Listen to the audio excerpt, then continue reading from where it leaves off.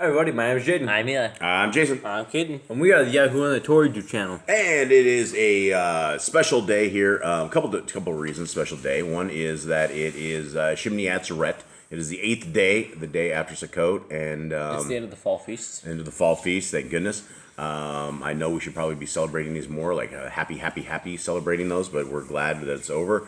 We're all kind of disabled after that whole gig. And so another blessing that we have today is that my babies, my twins, are 20 years old today. The twin boys, Jaden and Caden. And we don't actually celebrate birthdays around here. We'll give you guys a pat on the butt, say hello, kisses. But we don't have parties or anything of that sort or any of that mayhem. It is simply just a good day, and we are blessed, and our Creator has blessed all of us. And we just hope that you guys are having a good day as well, and that you guys had a good weekend. It is a Sunday for those who are keeping the pagan, days, where you will go to a 501c3 church, where our Creator is definitely not on the wrong day and worship on the wrong day. And there's so many people out there that are doing that. And they'll probably always do that to the end of time, because that is what their programming, their brainwashing, their education has given to them. And instead of them reading scriptures, they will simply just believe what a man in a pulpit tells them to their demise. And so we are the people that are looking for the people of Yah's kingdom. We are trying to get as many people that are willing to follow the laws, statutes, and commands, or for those who already follow the laws, statutes, and commands. We are those people as well. We love the laws, statutes, and commands found in Genesis, Exodus, Leviticus, Numbers, Deuteronomy. They are a part of our life. They are a part of everything that we do. And although we don't keep them 100% all the time, we have issues here. There's a lot of times where brotherly love is an issue, and loving our neighbor as ourselves are simple little issues that we have around here. And, those are things we're always working on. And as the years pass by, those are things that we always have to work on. Everybody needs to work on. And so we hope that you guys are the people out there that are seeking our Creator. Our Creator is amazing. He has given us a wonderful book. He's given us a very great instructions. And, I was talking to this guy on 153 News, and, the guys on 153 News are, for the most part, somewhat awake. But the guys on this particular individual, he wasn't very awake at all. And he's talking about how creation's a myth, how everything is all a myth, and that the book of Exodus isn't proven historically. And people, and that's the thing is I asked this guy, I'm like, have you ever read scriptures? He goes, no, Jason, I don't read the scriptures, and I'm not going to read that old stuff either. So we're debating a guy, and that's the thing is, unfortunately, I become a fool when I start debating fools that will make their decisions up without even reading a book.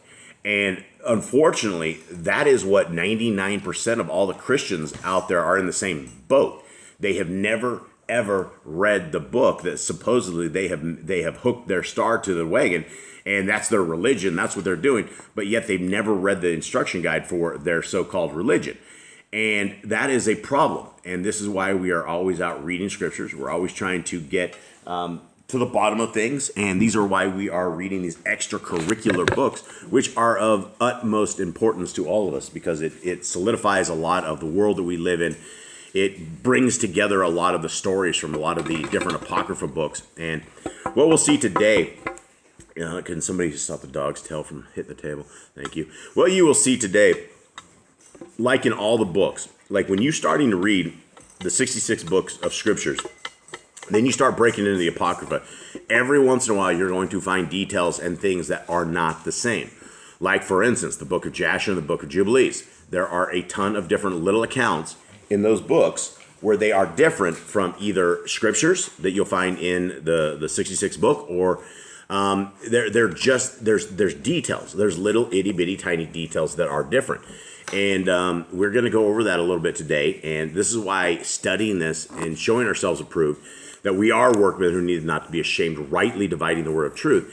Because you can't rightly divide the word of truth if you don't read the word of truth. And so this is why we're here reading, going through this. And gentlemen, how are you guys doing today on this Shimini Atzeret? Good. All right. Well, today is, I'm going to pump this real quick, but you cannot actually order today because our website is off. Our website was off yesterday and it's off today. Any Shabbat, our week, you cannot order anything from our website, and you can't order it today on Shimney Atzeret. But after sunset today, the scriptures that we are reading out of, the 103 scriptures, is available. You can get this. We're hoping for it in about 4 months. There's a lot of us that are reading this right now, working very, very, very hard to get a very, very good translation out. And this is what we're reading today in the writings of Abraham, as we were reading it from this.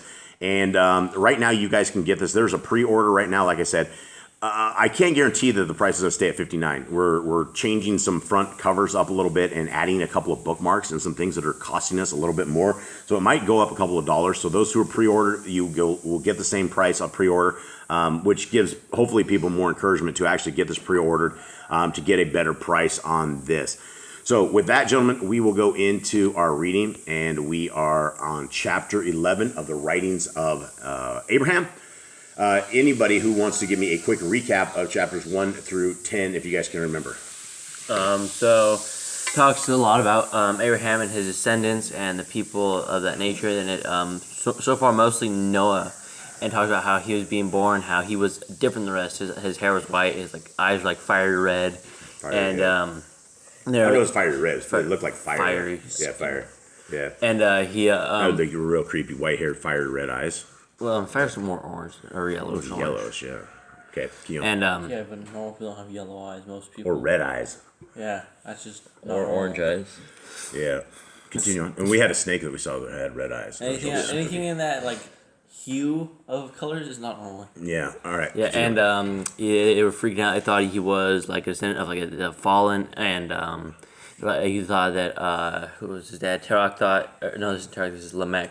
Yeah. And he's like, thought his wife had cheated with a fallen, so he's like, he had to go find Enoch, which is like, I guess, like meditating up on a mountain somewhere, and he had to go like search in a high mountain. He's like, gave him all this stuff. He's like, it's okay. Lamech went to Methuselah, Yeah, right? like And Methuselah went to Enoch. They got on the mountain, and he only come, according to I think the book of Enoch, he only comes down like one day every year. Yeah, nobody knew where. And he disappeared because everyone wanted his advice, because he knew all this stuff, and so they wanted his advice. He says it'll be okay. He'll be the future of the next generations, and and we're about to get into the birth of his kids. What do you suppose? You think Enoch has a wife up on the mountains with him and all this? I mean, he definitely had children, but I don't know if he brought his wife up there. Did he leave them all and go up there and become a nomad? I would think he'd build a house up there, as long as he's up there, he'd probably have a little house, sometimes probably a little, It's a house or a cave? maybe a little cabin or something. A cabin, you think?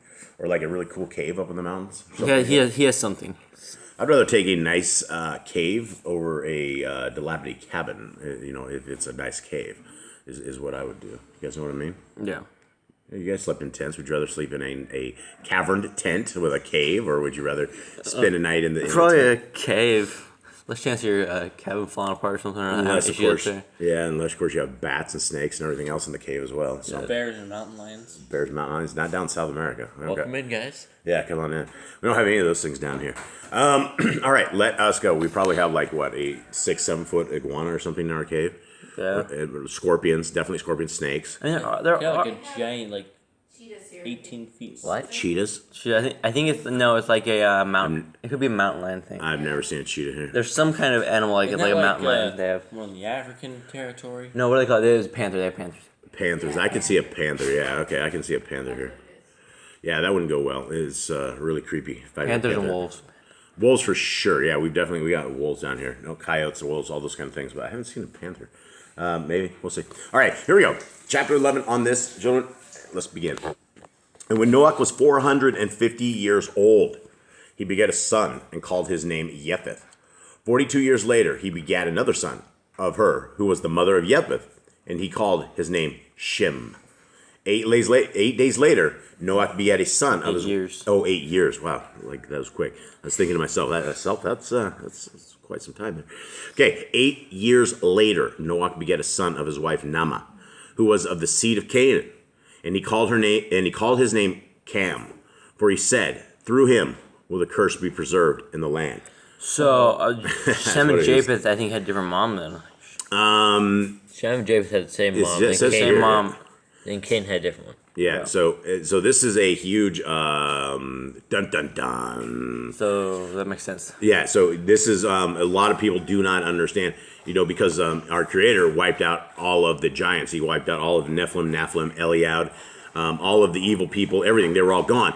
And then all of a sudden, we come back later in the days of David, in the days of Solomon, in the days of King Saul. There was, and Moses as well. There was they had Sihon, the giant, Og. Yes, King of Bashan. Yeah, the king of Bashan. They were just huge monsters. I mean, how long was the king of Og's bed was like 11 feet, right? I think 14. 14 feet. It was very, very long. So that's one of these mysteries that you don't know unless you read these extracurricular books of this thing. So now we know how the seed of Satan, or not the seed of Satan, but the seed of the fallen, essentially made it past the flood. Anyone else have anything to add to this massive alert? Massive. I don't think so, but I do think this probably caused him to be outcasted by his family. They probably looked at him differently than the rest of them. Yeah, absolutely. Yeah, and because we'll get into what's happening here. Okay, 12. Now Noah had taken a wife of the seed of Cain, and she was a righteous woman. Nevertheless, the curse remained with her seed according to the word of Elohim. And Noah took her on this wise. For the word of Yahuwah came unto Noah, saying, Take unto thyself Naamah, the daughter of Lamech, who dwelleth here in the city of thy fathers. For she hath been faithful to my Besorah. Wherefore I shall preserve her through her seed, the seed of Cain, through the flood. This Lamech, who was the father of Naaman, was the seed of Cain, being the son of Methuselah, the son of Mechiel, the son of Irad, the son of Canak, the son of Cain. Lamech had married Ada and Zillah, the daughters of Kenan, the son of Enosh, the son of Sheth, the son of Adam. Adam bare children unto Lamech. Oh, Ada. Sorry, I put Adam. I'm like, wow, yeah. Adam, this is totally wrong. Okay, Ada bare children unto Lamech, but Zillah was barren until her old age, when Yahuwah opened her womb, and she conceived and bare a son and a daughter. Her son she named Tubal-Cain, saying, After I have withered away have I obtained him from the Almighty Elohim. Her daughter she named Naamah, saying, After I have withered away, I obtained pleasure and delight. All right, anyone have anything on those? Because that was a heck of a lineage right there, right?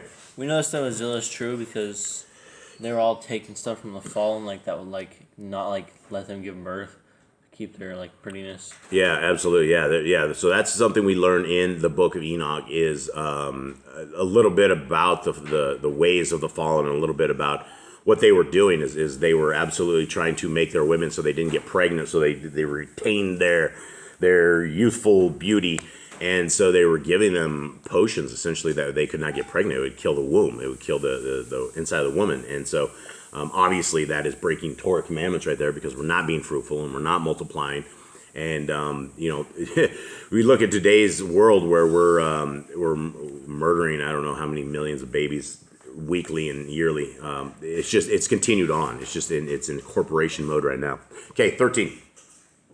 While Naamah was yet a child, great consternation fell upon the seed of Cain. For Irad, the son of Canak, the son of Cain, had become a member of the secret combination, and was privy to all its secrets, until one night, when Yahuwah appeared to him in a dream, saying, Irad, thou hast done evil instead of good, and hast followed after Satan, rather than Elohim. Wherefore I shall destroy thee and thine house, when I send in the floods upon the earth. But Irad was pricked in his heart, and pled with Yahuwah to show mercy and preserve his seed through the great flood. Seeing that his penitence was true, Yahuwah said to him, Irad, if thou wilt repent and reveal the evils of the secret combination to the sons of Sheth, I will have mercy upon thee, and I will join thy seed unto the seed of Sheth, that it may be preserved through the great flood. The secret combination like the spells. Right? Yeah. So let's touch upon that. Let's talk about that a little bit, because those were questions we had when we first were doing this. Is what exactly is this? What concoctions can they say? And we talked about it a little bit, and I don't have a tremendous amount of experience, interviewing witches or warlocks or anything of the sort. But the stories that I've read and the things that I've seen is, when you look at these demons and these Satanists, where they will draw their pentagram star on the ground, and they'll stick candles on there, and they will put blood in the middle of it, like real human blood, and even sacrifices in the middle of it. there is a conjuring of demons. There is a conjuring of, things get done. Had this not been true, had this just been some sort of, mind games, then our Creator wouldn't have commandments against dealing with witches and warlocks. And one of the commandments that we have is that if you're a witch, we're supposed to take you outside of the village and burn you. We're supposed to kill you. Pick up the rocks, fellas. Get this kindling. Let's kindle the witch up. That's what is supposed to happen if you have witchcraft or there's somebody into divination, something of the sort, right? You're supposed to rid the land of it. So there's something to it. And I'm sure all these people that are into this stuff could tell us exactly what it is. But yeah, there is a probably even crazier spells that these guys knew back in the day, where they were closer to the Hebrew wording of it. Is my guess. I do not know, but anyone have any more comments on this particular part? I don't think so. I think but showing him like the showing Seth's kids the spells. I don't know if he's why teach him how to do that, or if he's like showing him the evil of it.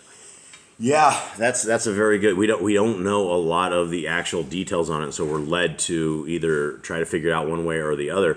I don't think he was giving them the secret combinations so that they could say the secret combinations, right? So that they basically probably knew of the evil and knew what they were hearing, and to stay away from it would be my guess. But again, that's simply a guess.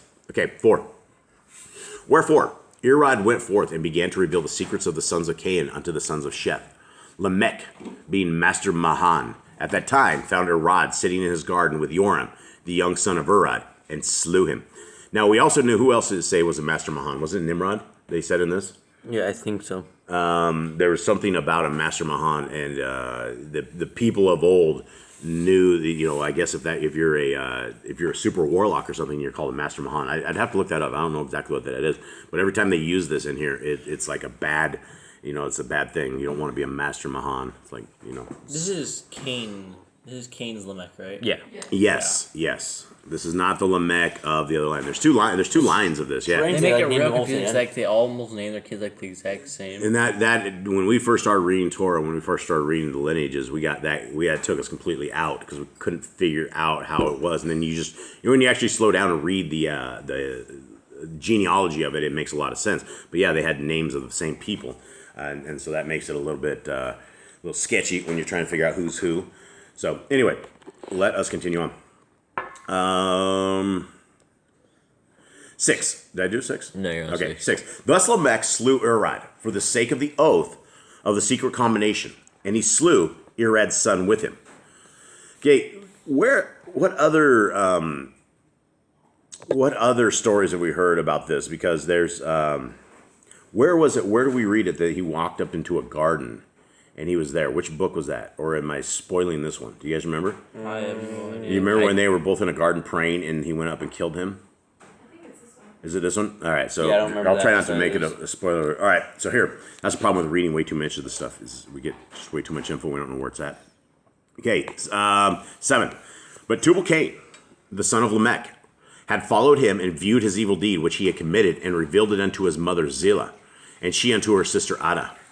Wherefore Ada and Zillah confronted Lamech with his evil and cursed him in the name of Yahuwah for having slain Irad, who had repented of his wickedness from among the sons of men.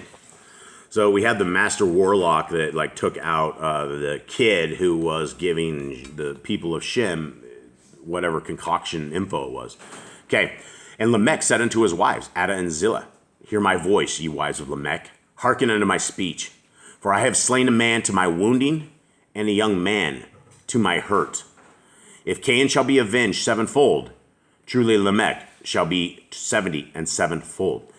Now, we've heard this before where he says this, but it was when he, I don't want to spoil this, but I mean, he kills Tubal-Cain. He kills Tubal-Cain here in just a little bit. So He also killed Cain. So he also, he killed Cain, and he also killed two guys up here. Which guys did he just kill, fellas? He killed Irad and Joram. Irad, yeah, and then the kid. And so let us continue on and see if we can get this to interpret itself for us. 11. Lamech's wives, therefore, feared to confront him further. But Lamech repented not of his evil deeds, and finding his son Tubal-Cain at prayer, he slew him for having revealed his murders. Okay, this is different than, I believe, the book of Jasher or the book of Jubilees. One of these two. What do we know of the other account of how Tubal-Cain died as well as Cain? He took him out to a field, and the old man was super blind. And Tubal-Cain's a little kid. He heard, hey, there's a big animal coming towards us. Draw your bow. He drew the bow and shot the arrow, killed him. They got up to it, and they realized it was their ancestor Cain. And then he ends up hitting him over the head and clapping him in the head, and he killed him. The little kid. Yeah, it was like the donkey on the video So like games. here, he got some pretty good eyesight. He's going around just like killing people. Yeah, so what do we make of this? What do we make of what this, now that we know a couple of different variables of the story? What do we make of this? How he claims Tubal-Cain died. So he would have, instead of what they said before, where Tubal-Cain was with him and they were out. Because this misses the death of Cain. So we don't know how Cain died under this account. Maybe he used that as an excuse to kill him. Yeah, maybe that was that. Because this is totally different than the extracurricular books that we have with how it goes. Let's continue on. So according to this account, let's talk about this again possibly. Why are there several accounts of this? How is it possible that a story changes throughout the years, or that we have different variables of the same story? Different writers with different hearings about the story, or different different angles they saw it from, or something. Yeah, absolutely. Yeah, there's different people that are writing this, and sometimes back in the day they didn't have voice recorder and videos, anything of the sort. So it's all going to be based upon people's memories and how people are. So I mean, this could be a story that somebody's telling Abraham years and years and years later, and their memories may not be as good as when it was fresh off the thing, or they may have just made up a different way that it went. Okay, 12. When Ada and Zillah, the wives of Lamech, learned of this, they took their remaining sons and daughters and went unto their father, Canaan, city, and revealed the remainder of the secrets of the evil combination among the sons of Adam. Thus did Naaman come to dwell among the sons of Adam. And she grew up before Yahuwah in righteousness, and was known for her tender care toward the sick and the unfortunate. Nevertheless, she had not husband, because she was of the forbidden race. When the word of Yahuwah came unto Noah, saying, Take unto thyself Naaman, the daughter of Lamech, who dwelleth here in the city of thy fathers, for she hath been faithful to my besoreth. Wherefore I shall preserve through her the seed of Cain, through the flood. Noah went unto his father Methuselah. Methuselah inquired of Yahuwah, and returned this word unto his son Lamech. Verily, thus said Yahuwah, My handmaiden Naaman have I given unto my son Noah, that the seed of Cain might be preserved through the great flood, which I will send upon the earth. Wherefore, let not my son Noah fear to take her to wife, for in doing so he shall be Baruch, for through him will come all nations. Wherefore say unto him, Noah, my son, I have looked upon the evils of the sons of men, which have come up before me, for they have corrupted the whole earth, save only the city in which thou dwellest. Therefore I will send in the floods upon the earth, but thou and thy seed will I preserve through the flood. For I will send my messengers to instruct thee in the building of an ark, wherein ye shall be saved. Behold, I shall establish thy seed before me forever, and I will spread them abroad over the earth, as numerous as the sand upon the seashore. Thy seed shall not cease as long as the earth shall stand, but through thee and thy kahuna, which will be preserved, in thy seed shall all nations be Baruch. Now, I'll do one more chapter, but the question is to you guys, why does Yah want to keep the seed of Cain around? Why in the world would he want the murders, the greatest murder of all, really, to be raised up through all of this? Why? What's the point? We're clearing the earth, right? We're trying to clear the earth of a corrupted seed. That we had 200-foot giants that were sitting there eating the humans, devouring the animals, taking care of just a violent race. Why would we want giants afterward? Why would we want things like Goliath, King of Og, Psycho? I have no idea. Anyone? I mean, I wouldn't want them around, so I don't know that he has a plan for it, obviously. Yeah, he has a plan for it, obviously, and that's the thing is we did not understand how the giants came to be afterwards, and now inquiring minds have known. Okay, 15. When Lamech returned this word to his son, Noach rejoiced and praised Yahuwah, saying, I give thanks unto thee, O Yahuwah, for thou hast been unto me a strong wall against all that would seek my destruction.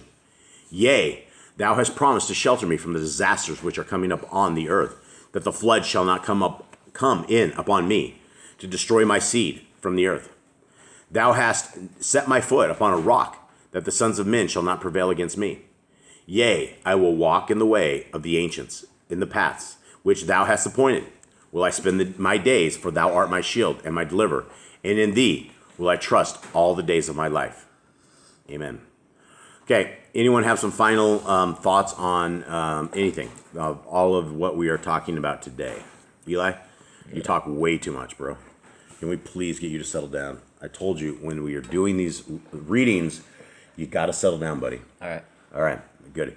Glad you're getting this. Anyone else? right. Something I had interesting that was in the last chapter was that Noah, even if he got a word from Yahuwah, he still had to go confirm it through someone else. He got to go to one of the older who's like, I need to know if this is true or not. But I feel like this is like from like this is experience from his like from the books of Adam and Eve. You know, the guy, I'm Yahuwah, come with me. When Satan was doing that, I feel like this is a experience. Like, hey, go to his dad, see if his dad can acquire Yahuwah, and see what happens. Getting smarter. Yeah, and what Jade is referring to is the books of Adam and Eve, where it clearly talks about the struggle of Satan and humans and the lies and deception and all of that in there. And we've done another section on it. Maybe another day we will read again the book of Adam and Eve, because we actually restored a different version of it than the one we read with you all. So, all right, well, I guess that is it. To anybody that is celebrating the 8th day, Shemini Atzeret, much love to you guys. If you guys are celebrating at all at a certain calendar, I salute you for attempting to get in line with our Creator.